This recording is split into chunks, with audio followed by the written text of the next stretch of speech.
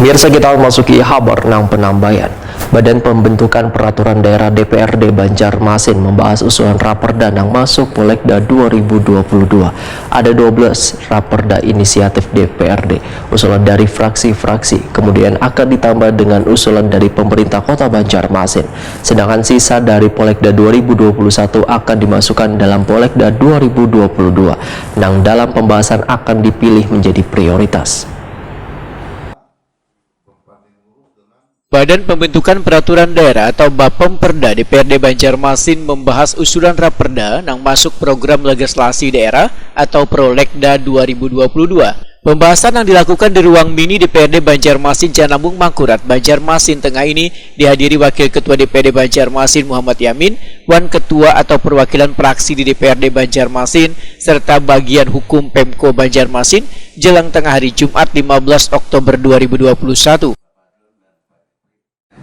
Yang perda yang lama aja, karena saya takutnya dari ketua praksi mengalir aja.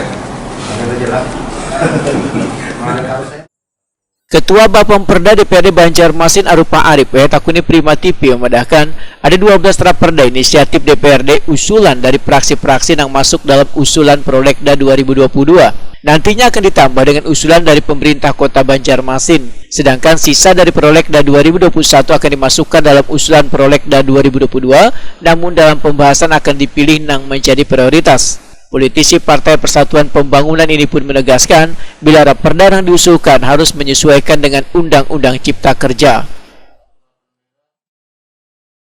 Ada 12 ini masih belum pena, jadi akan ditambah lagi, itu baru dari inisiatif DPRD ya. Jadi belum lagi dari pihak pemerintah kota, yang tentunya kami akan mengundang SKPD lagi terkait dengan yang menyesuaikan dengan Undang-Undang Cipta Kerja.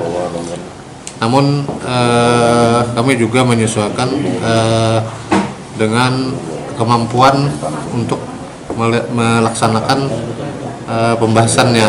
Jadi tentunya ada prioritas 1, 2, 3, nanti mungkin prioritas 1, prioritas 2, kemudian yang terakhir mungkin yang tidak terlalu.